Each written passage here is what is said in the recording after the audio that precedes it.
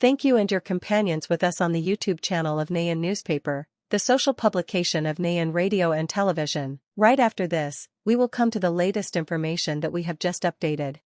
On September 15th, in a post on the social network True Social, U.S. President Donald Trump said that the U.S. military had just attacked a ship suspected of being operated by drug gangs from Venezuela, killing 3 people on board. According to Newsec, Mr. Trump said that the attack took place in the area of responsibility of the U.S. Southern Command, SACOM. In addition, the owner of the White House also warned of further actions against drug traffickers targeting Americans.mr.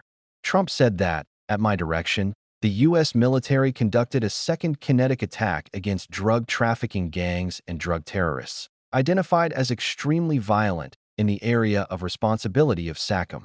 The U.S. leader also emphasized that 3 people on board were killed and no U.S. soldiers were injured in this attack. In the same post, Mr. Trump called Venezuelan gangs a threat to America's national security, foreign policy, and vital interests. He added, "If they are transporting drugs that can kill Americans, we will hunt them down." Mr. Trump also released a 30-second video showing a boat exploding and burning at sea. However, he did not provide evidence to support his claim that the boat was carrying drugs. Earlier this month, the U.S. launched a missile attack on a boat that Mr. Trump said was carrying drugs and operated by the Venezuela-based Chindur Aragua gang. The attack left 11 people dead. In his statement on 15th, Mr. Trump did not say whether the Aragua gang was the bad guys behind the ship that was attacked. In response to the attack, Venezuelan President Nicolas Maduro accused the U.S. of launching a broader campaign against Venezuela. On the same day, U.S. Secretary of State Marco Rubio stressed that Mr. Trump will continue to use the military to target drug cartels. Earlier on May 14th, Mr. Trump also stated that he did not rule out the possibility of attacking Venezuela on the mainland. He said, "We will wait and see what happens. Venezuela is sending its party members, drug traffickers, and their drugs to us. That is unacceptable."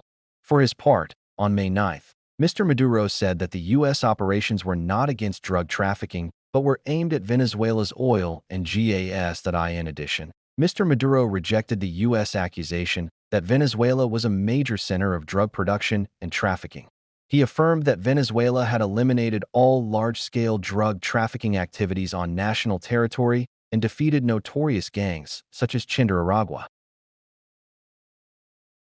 Recently, in a diplomatic financial sanctions announcement regarding individuals and organizations in Myanmar and Cambodia, U.S. Deputy Treasury Secretary Joe Cooley stated that, after investigation, Karen National Army, KNA, rebel leader KNA had been sanctioned by the U.S. for his role in backing and protecting human trafficking and online scam gangs in Myanmar. Mr. Cooley said that the online scam industry in Southeast Asia not only threatens the financial security and lives of Americans but also pushes thousands of people into modern slavery. Among the 9 individuals and organizations sanctioned by the U.S. in Myanmar are Tin Win, Jae Min, and the company Chitlin Miang, accused of representing the KNA National Army rebel group, a force protecting large-scale online scam operations in the Myawaddy border region. KNA is a rebel group led by warlord Chit Thursday, controlling the border area near Myawaddy in Karen State, Myanmar. This is a territory where the group has maintained power for many years, and it is also considered a base for online scam gangs in Myanmar. In May this year, the Office of Foreign Assets Control (OFAC) of the U.S. Department of the Treasury also imposed sanctions on Mr. So Chit Thursday and his 2 sons, So Koo Emu and So Chit Chit, for their roles in facilitating online scams that harmed U.S. citizens, as well as human trafficking and cross-border smuggling. OFAC also considers KNA to be a transnational criminal organization, TCO.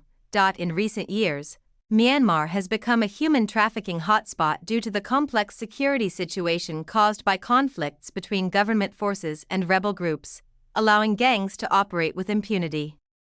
Among these, Mya W, an area along the border with Thailand, has emerged as an online scam empire under the protection of So Chit Thursday, who has spent decades building an economic and military network spanning the entire border region. Joe Chit Thursday was once a colonel-ranked commander of the Karen National Union, KNU, rebels. Its leaders, primarily Catholic, controlled Karen state in the Myanmar-Thailand border region for decades.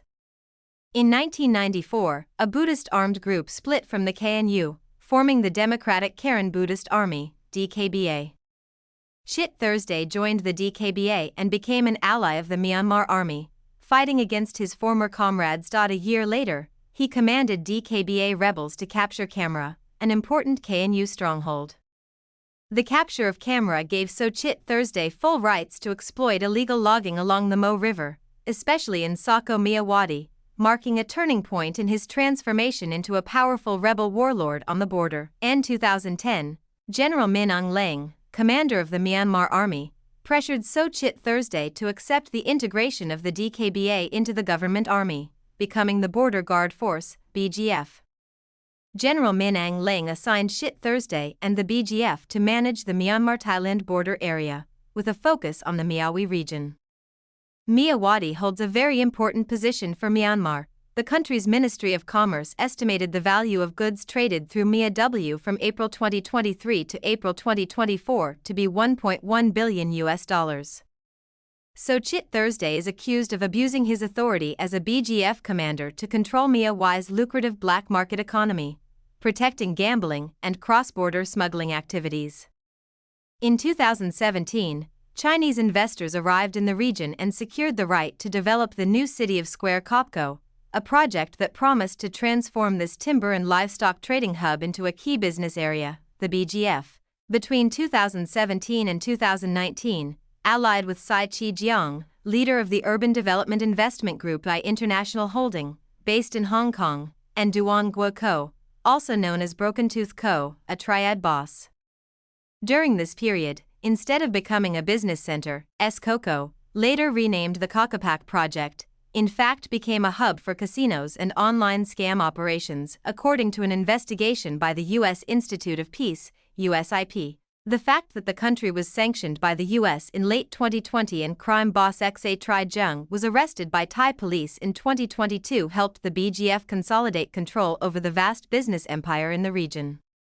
In December 2023, the British government imposed sanctions on Chit Thursday, accusing him of involvement in human trafficking and illegal detention of laborers in scam centers. In April 2024, KNU rebels attacked Mia Wadi, pushing back the Myanmar Army and BGF from this strategic area. Chit Thursday at that time maintained a neutral stance between the two factions to keep his options open. After 2 weeks of fighting, Chit Thursday reportedly negotiated an agreement between the two sides, in which the KNU agreed to withdraw from Mia Wadi in exchange for control of the area by this boss's BGF forces. Since then, according to Chinese and Thai media, the underworld in Mia Wadi, cross-border human trafficking and smuggling rings, have all been under the control of the three brothers Chit Thursday, along with Lieutenant Colonel Mothan and Major Tin Quain, who command over 10,000 armed men. Thai security officials understand that the task of suppressing human trafficking and online scam gangs in Mia Wadi means confronting Chit Thursday's forces. In May 2025, Thailand's Department of Special Investigation, DSI, announced its intention to arrest Chit Thursday on human trafficking charges. Under pressure from China and Thailand, Chit Thursday's forces recently deployed troops to crack down on online scam gangs in Kapark and Swapko, rescuing 7,000 people with the goal of eradicating all scam dens from the area. By the 20th, Chit Thursday officially renamed the BGF Border Guard Force to KNA, citing the reason of ensuring peace and stability in Bank Karen. However, according to MP Ranjaman, chairman of the National Security and Border Affairs Committee of the Thai Parliament, online scam dens in Mia Wadi continue to operate with about 300,000 participants. Mr. Rangaman said, "This shows that the scam empire still exists there. We have only just shaken them." The UK government has launched a major push to expand nuclear power in recent months, pledging $19 billion in investment and a new plant at SWC, and pushing ahead with plans for a Rolls-Royce facility to build the country's first small modular reactors, SMRs, according to Reuters. On May 16th, President Trump will begin a 2-day state visit to the UK. During the visit, President Trump and Prime Minister Keir Starmer are expected to announce a nuclear energy cooperation agreement. The cooperation is aimed at accelerating new projects and investments, including plans expected to be announced by U.S. nuclear reactor company X Energy and UK Senjica to build up to 12 advanced modular reactors in the north of England. The statement added that a $15 billion project to develop advanced SMR data centers at the former Cham coal plant in central England, led by U.S., French, and British companies, would also be announced soon. Prime Minister Starr said on May 15 that these important commitments would put us on track for a golden age of nuclear power that would reduce household energy bills over time. In July, President Trump and Prime Minister Starmer discussed closer cooperation on SMRs when they met at Trump's Golf Resort in Scotland. U.S. Energy Secretary Chris W. said existing trade agreements had established a framework to open up trade access in both the U.S. and the U.K. The new partnership will include nuclear regulations. This means that if a reactor passes safety tests in one country, the other country can use the results to support its own tests, reducing the licensing period from the current 3 to 4 years to 2. Commenting on the new partnership with Zenergy, Group Chief Executive Senjica Chris said it would build a sustainable, affordable, and low-carbon energy system. While Zenergy Chief Executive Clay said HP was well-placed to scale up its technology in the UK due to its experienced workforce and local services, new nuclear projects jointly developed by the UK and the US are expected to create thousands of local jobs. Among other investments to be announced is a deal between UK-based Uran to supply an advanced low-enriched uranium to the US market.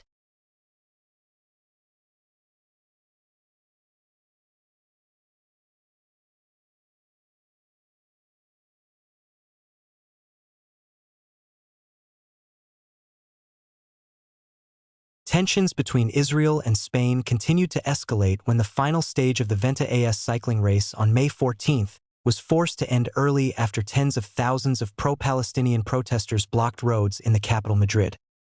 According to Politico, Israeli Foreign Minister Gideon Shah said that Spanish Prime Minister Pedro Sanchez had incited the crowds to protest the participation of the Israeli premier team in the tournament. In a post on the Saks network, Mr. Shah said that the cancellation of the race had affected a major sporting event in Spain and criticized Mr. Sanchez's government. Mr. Shah also recalled Mr. Sanchez's statement on May 8, in which the Spanish Prime Minister said that Madrid did not have nuclear bombs, aircraft carriers, or large amounts of oil to deter Israeli military action. The Israeli diplomat saw this as a sign of encouragement for the anti-Tenevit protests. Meanwhile, Mr. Sanchez said his earlier remarks were part of a call for the international community to work together to prevent civilian casualties in Gaza. The Spanish Prime Minister also expressed his appreciation for those who participated in the pro-Palestinian protests. Deputy Prime Minister Yolanda Díaz, who was recently banned from entering Israel, also expressed support for the marches and stressed that Spanish society would not accept the downplaying of violence in Gaza during events, sports, and culture. Diplomatic relations between the two countries have deteriorated since 2023, when Mr. Sanchez became one of the European leaders to strongly criticize Israel's military campaign in Gaza following a Hamas terrorist attack. Madrid later recognized the State of Palestine and recently imposed a permanent arms embargo on Israel in response. Tenevit accused the Spanish government of being anti-Thai and banned some Spanish officials from entering the country. Pro-Palestinian protests have repeatedly disrupted the race this year, with runners waving flags and banners against Israel's military campaign. A stage in Bin was also cancelled earlier this year after protesters blocked it.at. The time. Spanish Foreign Minister José Manuel Amares expressed sympathy for the demands to disqualify the Israeli team from the race, although he stressed that it was not the government's decision. In the final stage of the race, tens of thousands of people continued to gather in Madrid. At a Socialist Party meeting in Malaga, Sanchez affirmed his respect for the athletes and expressed his support for the people, fighting for worthy causes such as Palestine. However, the opposition in Spain has criticized the government's handling of the protests. Alberto Lunet Fo, leader of the center-right Popular Party, said that the fact that some cabinet members expressed support for the protests could negatively affect the country's image on the international stage.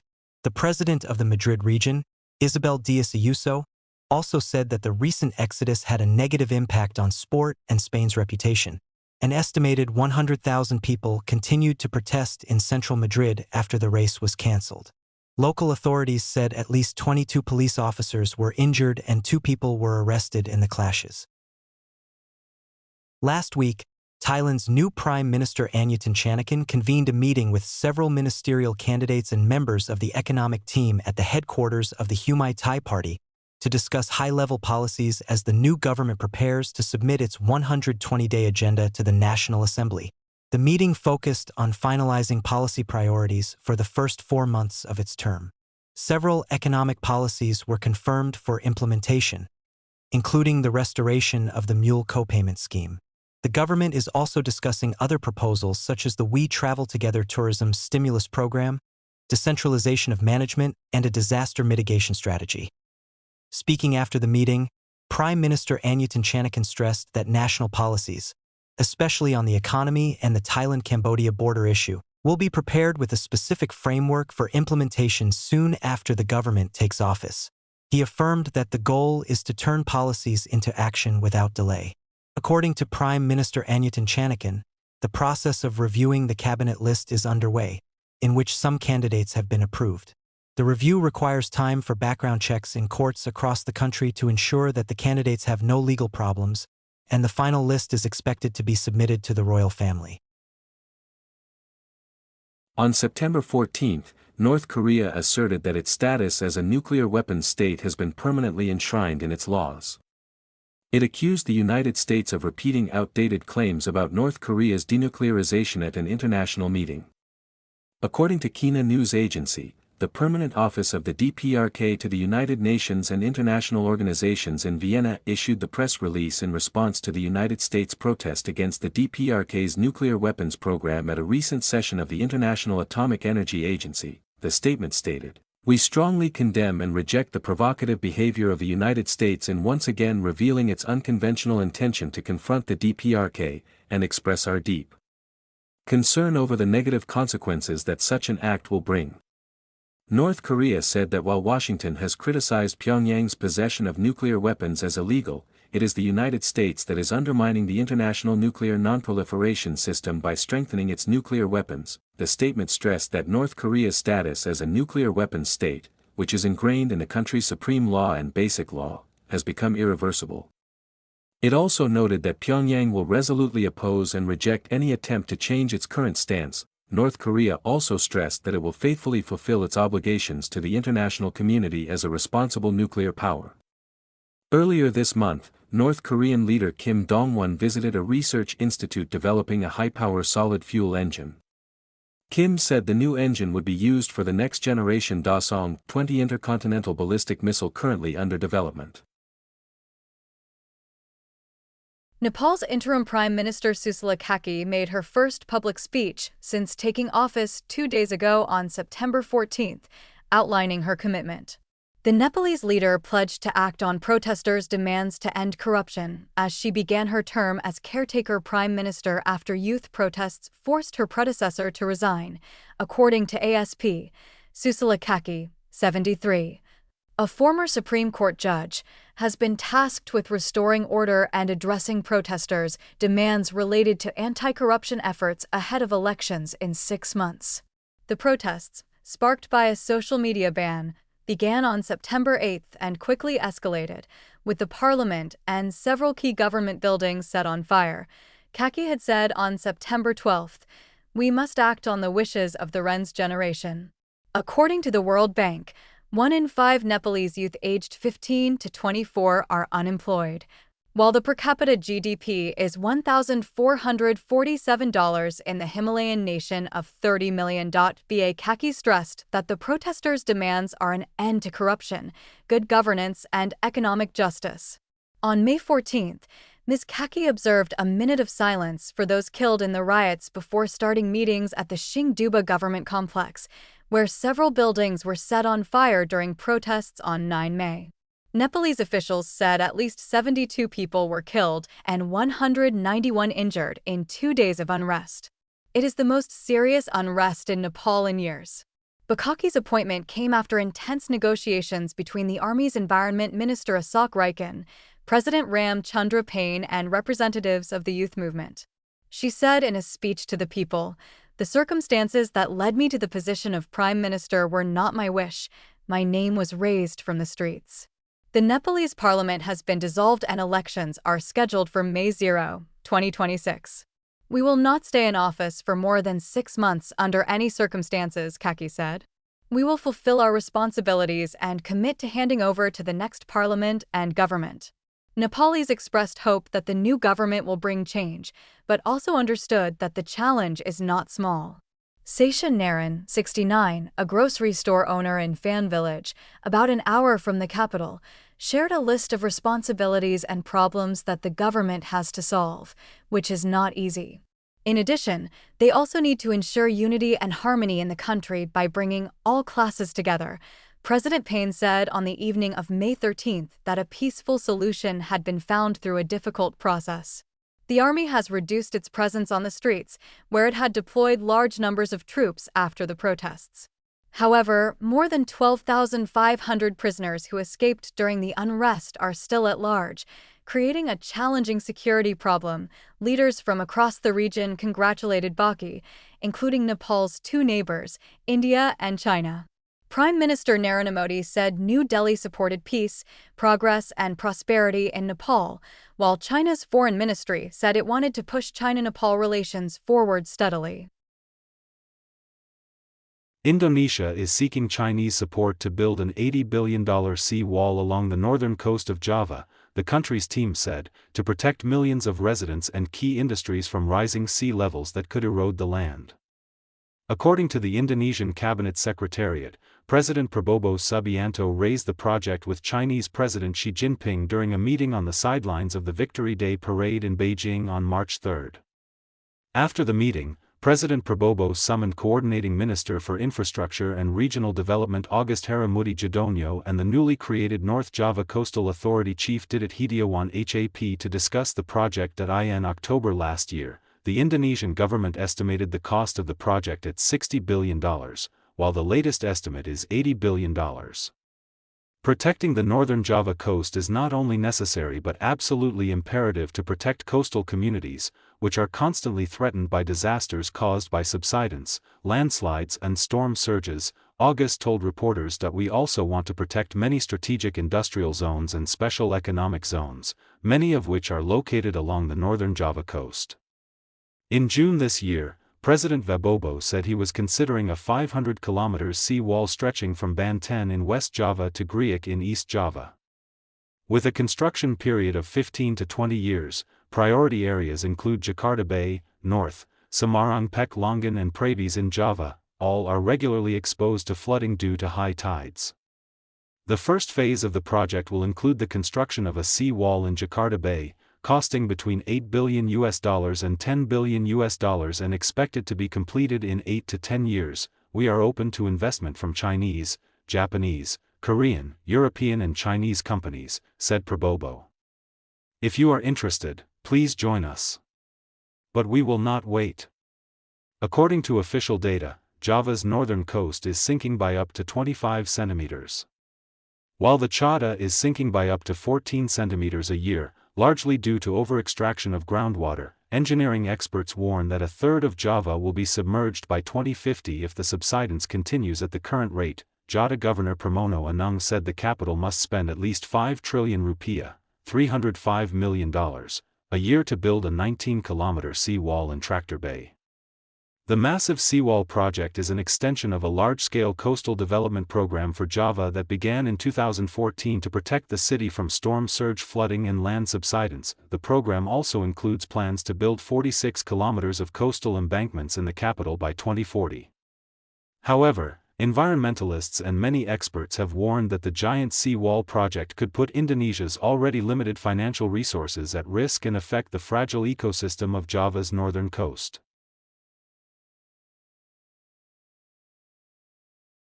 On September 15, in an interview with The Guardian, Polish Foreign Minister Radoslaw Sikorski said that Moscow had used harmless UAVs to test the reaction of the North Atlantic Treaty Organization, NATO, through a gradual escalation tactic to avoid provoking a full-scale response from the military alliance. According to Polish TVP, Mr. Sikorski's comments were made on the sidelines of the annual Yenta European Strategy Conference in Kiev, where Ukrainian and allied politicians discussed the country's future prospects after 3.5 years of full-scale conflict. Mr. Sikorski confirmed that the drones that violated Polish airspace were capable of carrying explosives.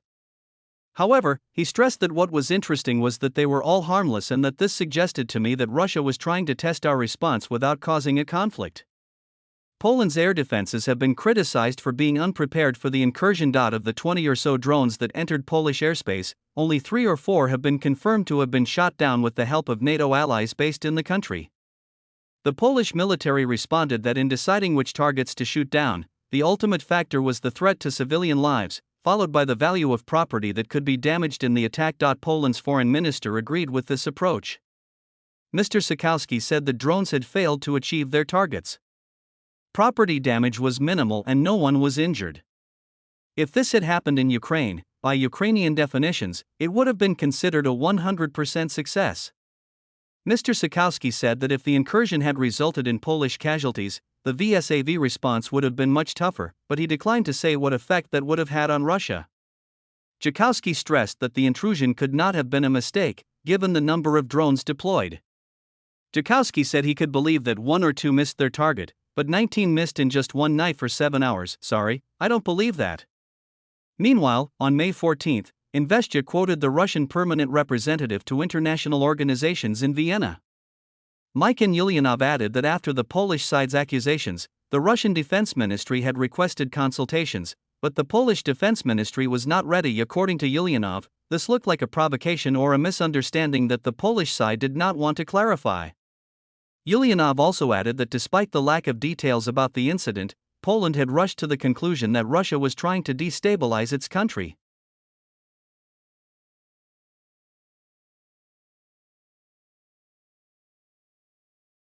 On September 14, Ukrainian President Vladimir Zelensky said that the country's army had entered the border districts of Sumy province, where Russian forces have been trying to establish a foothold for months. The Ukrainian leader claimed that there were also positive results in the border area of Sumy province, with Ukrainian units continuing to advance towards the border. Zelensky said that Russian forces had suffered significant losses on the front line in Caracas province, including Kobyang, as well as Donetsk province. We continue operations in Dropalier, a town north of Bo, where Russian troops have recently made deep advances. The important thing is that we are repelling Russian attacks, he added. After pushing Ukrainian forces back from the brink, Russian troops advanced across the border and took control of several villages in Sumy province in an effort to establish a security buffer zone there. Russia has repeatedly attacked cities in Sumy province, including the province's capital of the same name. Russia continues its slow-moving offensive in the Donbas region, including the provinces of Donetsk and Lugansk, claiming to control more residential areas almost every day. Denis Pushilin, the head of the Russian-appointed Donetsk province, said that the country's army is advancing in a pincer movement near the city of Bokhoro. Earlier, according to Ukrainian media, the Ukrainian Military Intelligence Service GUR, in coordination with the SSO Special Forces, deployed a very complex earthquake to disrupt traffic on the Russian Orion Railway. A Ukrainian source said that this railway section is an important supply line for Russian units fighting in the Caracas and Sumy provinces. Earlier, Russian railway workers discovered a number of mines on the Maloa-Kongen-Gazinovka section of the Orion Sea Line. The Russian National Guard sent a bomb disposal unit to the scene. After one mine exploded, 2 soldiers were killed and 1 seriously injured. On the night of May 14, another attack targeted the Sibir-Pskov Railway. Ukrainian sources claim that a locomotive was derailed and 15 fuel tank cars were destroyed in the attack. Ukrainian sources say that due to the damage to the railways, Russia will face a serious logistical challenge that will significantly affect its ability to launch an operation against Ukrainian forces. According to Western officials, Russian missiles currently do not leave any safe zones for the entire European territory. Explaining this situation, NATO General Secretary Marat said that in current conditions, the concept of European defense thinking based on the provisions of the eastern flank has proven to be outdated. Mr. R noted that the latest Russian missiles can destroy Europe within 5 to 10 minutes after reaching their destination because there is no safe place. If someone thinks that living in London or Madrid is safer than in Tallinn or Vilnius, this is not true. NATO General Secretary called on the countries of the North Atlantic Military Alliance to consider themselves as an eastern flank because the danger covers not only the neighboring countries of Russia but the entire bloc, without exception, is threatened. Mr. Rutte emphasized that it does not matter where anyone lives. The Russian military-industrial complex has made everyone equal enough. Russian missiles can reach everywhere. The threat is growing every day. There is no need to imagine that it can reach the Dutch king. We used to feel safe. We thought we were very far from Russia, but in fact we are very close. The NATO Secretary General concluded that the latest Russian missile technology means that the distance between the LVA on the front line and the Luxembourg Hague or Madrid is only 5 to 10 minutes. That is the time it takes for a missile to reach these parts of Europe. On September 14, U.S. President Donald Trump continued to mention the issue of sanctions against Russia, saying that he was ready to do so but that Europe must also act in a proportionate manner. Reuters quoted the U.S. leader as saying, "Europe is buying oil from Russia. I don't want them to buy oil. The sanctions they are imposing on Russia are not strong enough. I am ready to implement sanctions. But Europe will have to increase its sanctions to match what I do." According to Tintas, speaking to reporters in New Jersey, Mr. Trump added, "The negotiations between Russian President Vladimir Putin and Ukrainian President Vladimir Zelensky with the participation of the United States in the framework of the trilateral meeting will take place relatively soon." Mr. Trump said he may have to directly participate in negotiations to resolve the conflict in Ukraine because the leaders of Russia and Ukraine do not like each other. The Nha Trang boss added, "The business between Mr. Zelensky and Mr. Putin is unimaginable. I don't know anymore. I think I'm going to have to say everything they don't like about each other." A day earlier, President Trump announced that he had sent a letter to NATO member states calling on them to stop buying Russian oil and impose major sanctions on Russia to end the war in Ukraine that he announced on the Chia platform. "I'm ready to impose major sanctions on Russia when all NATO members agree and start doing the same, and when all NATO members stop buying Russian oil." Mr. Trump also suggested that NATO as a bloc should impose tariffs of 50% to 100% on China to weaken China's economic influence over Russia. China is one of the countries that buys a lot of Russian oil, according to the Center for Energy and Clean Air. NATO member Turkey is currently the third largest buyer of Russian oil after China and India. Other members of the 32-nation alliance, including yes, and Slovakia still buys Russian oil.